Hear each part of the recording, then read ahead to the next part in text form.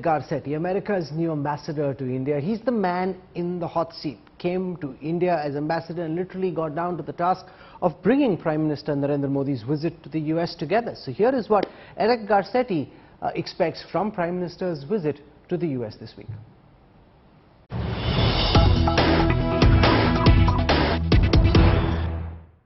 To talk about Prime Minister Narendra Modi's big state visit to the United States, we're joined in New Delhi by the US Ambassador to India, Eric Garcetti. Mr. Garcetti, welcome. Thank you. It's fantastic to see you in person. All of us in India have been waiting for you for so long, so it's really great to have you here. Well, it feels like home. Thank you. Thank you. So much has changed, but the warmth of India has not. Oh, fantastic. We've seen a massive build-up to Prime Minister Narendra Modi's visit. The National Security Advisor Jake Sullivan was here. Do you want to give our viewers at India Today a sense of what they should expect? What do you hope would be the big takeaways of the Prime Minister's state visit to the US? Well, I think it's a historic visit, but it's also at an historic moment, an historic time, not just in the friendship between the United States and India, but even in the world, the global challenges we face, everything from climate change to war. How do we have what I call the 4 Ps? Peace, prosperity, our planet, and people. And I think this visit will focus on how India and the United States can be a force for good in each of these, creating more peace, building more prosperity, protecting our planet, and connecting our people. The US Defense Secretary was here. The National Security Advisor has been here. Yes. Some of the key outcomes are being kept guarded, but can you give us a sense of what people should expect in terms of the key announcements that are likely to be made during the Prime Minister's visit? Well, I think no surprises to all of your viewers and to folks who have been watching this relationship. We've been deepening our military cooperation, whether that's defense production, our technologies, our training. All of that is a really important piece of deterring bad actors, but also strengthening our own defense in the Indo-Pacific region. Second, you're going to see, as we just saw with the National Security Advisor's visit, technology. How can India, which is brilliant on technology, and America, which has cutting-edge universities in technology, use technology as a force for good? So I think you'll see things around how do we ensure that our cell phones are used to protect us and connect us, not to oppress us? What can we do to have critical minerals move forward so the supply chain is diversified? And what can we do to lessen some of the trade wars that even at a small level we've seen burn for decades between the US and India? And then I think when it comes to the people-to-people, we're going to see, I think, some agreements to move forward on climate work. We're going to see agreements on education, and hopefully some good things that will connect our people with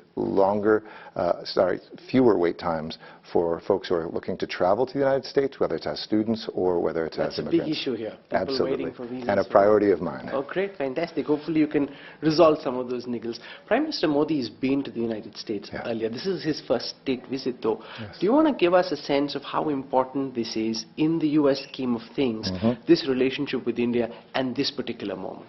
I think this is the most critical relationship growing in the world today. And I think that this visit reflects that.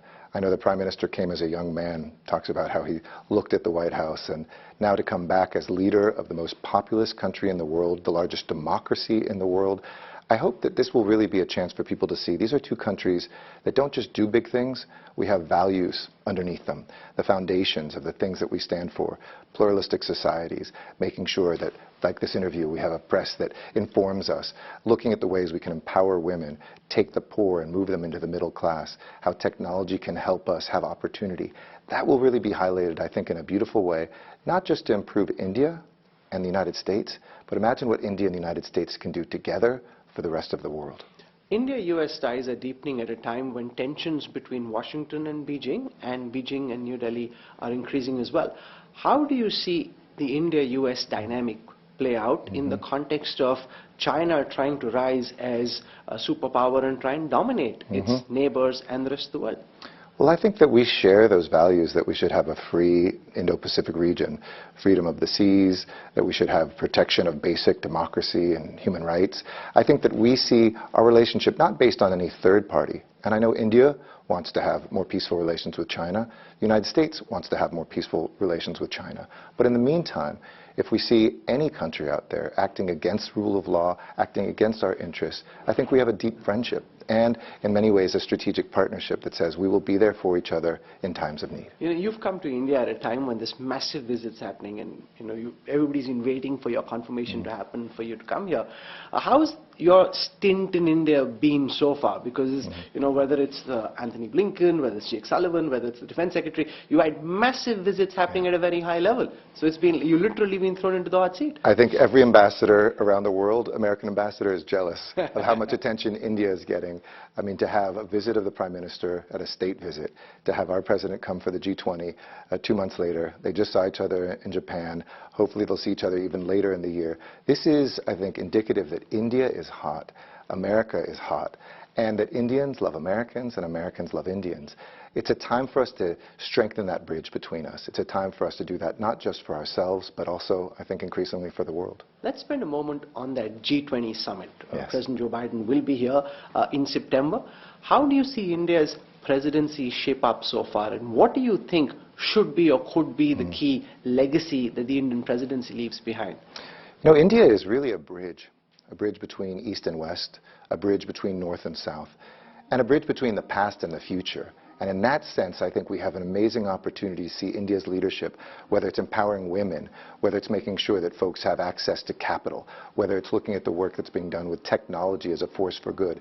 These things together, I think, can be the legacy of G20, and we're very excited to support India's chairing of this. We know it's a difficult time. We might not get unanimity on everything, especially when it comes to war. We'll speak up still about a war of aggression of the Russians in Ukraine.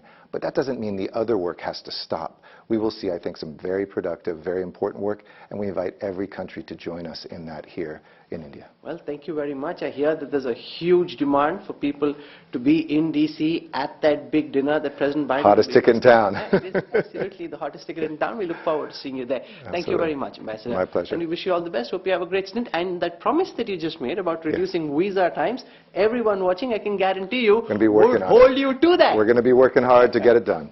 Wish you all the Thank best. you. Thank you. Appreciate sir. it. Thank you. See you soon. You too.